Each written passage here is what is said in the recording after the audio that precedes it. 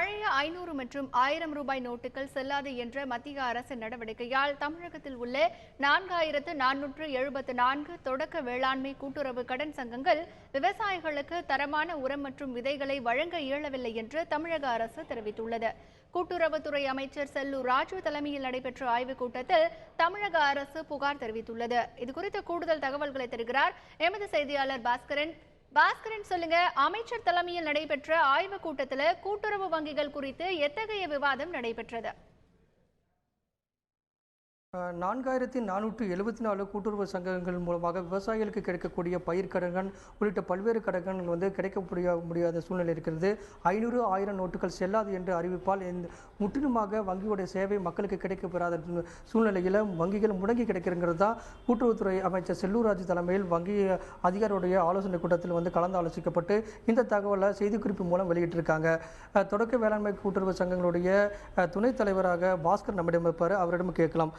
இன்னைக்கு கூட்டுறவுத்துறை அமைச்சர் தலைமையில் ஒரு ஆய்வுக் கூட்டம் நடைபெற்றது. அந்த ஆய்வுக் கூட்டத்தில் சேவை மக்களுக்கு வழங்கப்பட முடியல அப்படிங்கிற தகவலை கூட்டுறவுத்துறை அமைச்சர் சொல்லியிருக்காரு.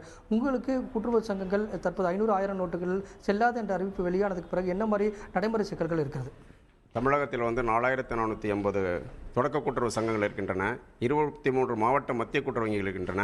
அதனுடைய கிளைகள் 813 இருக்கின்றன.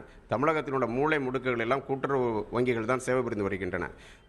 முக்கியமாக பார்த்தோம்னா தமிழகத்தில் விவசாயத்தினுடைய தொழில் முழுமையாக மடக்கப்பட்டிருக்கு. 500, 1000 ரூபா மாற்ற முடியலை.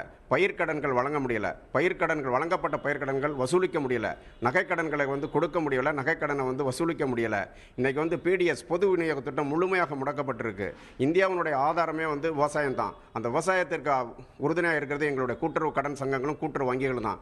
அவைகள் இந்த மோடியினுடைய திட்டத்தினால முடக்கப்பட்டிருக்கின்றது மிகப்பெரிய பரிதாபக்குரியது.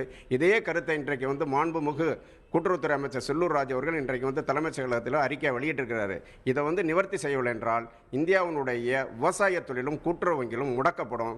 பொதுமக்களுக்கு மிகப்பெரிய பாதிப்புகளை ஏற்படுத்தும். இது இந்தியாவினுடைய வளர்ச்சி விகிதத்தை நிச்சயமாக பாதிக்கும். என்ன மாற்று நடவடிக்கை உடனடியாக மேற்கொள்ள வேண்டும்? உடனடியாக கூட்டுறவு வங்கிகள் வணிக வங்கிகளுக்கு வழங்கப்பட்ட சலுகைகள் கூட்டுறவு வங்கிகளுக்கும் வழங்கப்பட வேண்டும். 500, 1000 ரூபாய்களை மாற்றுவதற்கு கொடுக்கப்பட வேண்டும். கடன்களை வசூலிக்கப்பட வேண்டும். கடன்கள் வழங்கப்பட வேண்டும். அதுதான் அதைத்தான் எங்களுடைய தலைவர் இன்றைக்கு பேட்டியாக அளிக்கப்படுகின்றார். அதாவது மற்ற வங்கிகளுக்கு அறிவித்திருக்கக்கூடிய சலுகைகள் போல கூட்டுறவு வங்கிகளுக்கும் சலுகை வழங்கப்பட வேண்டும்ங்கிறதா இங்கே இருக்கக்கூடிய துணைத் தலைவருடைய தகவலாக இருக்கிறது. தொடர்ந்து இன்னும் சில மணி நேரங்களில் இந்த சங்கத்தினுடைய தலைவர் பத்திரிகையாளர் சந்திப்பார். பாஸ்கர், மத்திய அரசின் இந்த நடவடிக்கை குறித்து தமிழக அரசு எந்த மாதிரியான குற்றச்சாட்டுகளை முன்வைத்திருக்கிறது?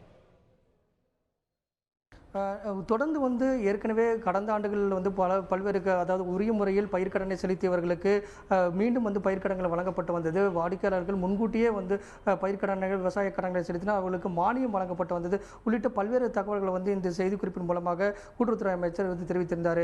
பொதுமக்களுக்கு கிடைக்கக்கூடிய சேவைகள் 500 நோட்டு 1000 ரூபாய் நோட்டுகள் செல்லாது என்ற அறிவிப்பால் கூட்டுறவு சங்கங்கள் மற்றும் வங்கிகளுடைய முழுவதுமான செயல்பாடு முடங்கி இருக்கிறது அப்படிங்கிற தகவலை மட்டும்தான் முன்வைத்திருக்காரு. தற்போது வங்கிகள் எவ்வாறு முடங்கி இருக்கிறது, இதன் காரணமாக மக்கள் எப்படி பாதிக்கப்பட்டிருக்கின்றன என்ற தகவலை மட்டும்தான் முன்வைத்து இன்று செய்திக்குறிப்பு வெளியிடப்பட்டிருக்கிறது. கூட்டுறவுத்துறை அமைச்சர் தலைமையில் நடைபெற்றக்கூடிய ஆய்வுக் கூட்டத்தில் வங்கிகளின் சார்பாக இணை பதிவாளர்கள் மற்றும் பொது மேலாளர்கள் கலந்து கொண்டார்கள். அவர்கள் வங்கிகள் என்ன மாதிரி நடைமுறை சிக்கல்கள் இருக்கிறது என்பதை அமைச்சரிடம் எடுத்து உரைத்தினார்.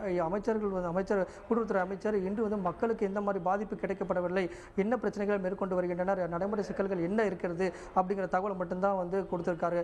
வங்கி சேவை முற்றிலுமாக பாதிக்கப்பட்டிருக்கிறது. பயிர்க்கடன் வழங்கப்படவில்லை. விவசாயிகள் பாதிக்கப்பட்டிருக்கின்றனர் என்ற தகவல் முன்வைத்திருக்காரு. சங்கத்தினுடைய தலைவர் நம்மிடம் துணைத் தலைவர் பேசும்போது மற்ற வங்கிகளுக்கு கிடைக்கக்கூடிய அனைத்து சலுகைகளும் கூட்டுறவு வங்கிகளுக்கும் கிடைக்கப்பட வேண்டும். இதன் காரணமாக விவசாயிகள் பயனடைவார்கள். விவசாயிகள் பயனடைந்தால் தான் பொருளாதாரம் மேம்படையும் அப்படிங்கிற தகவலை கொடுத்திருக்காரு.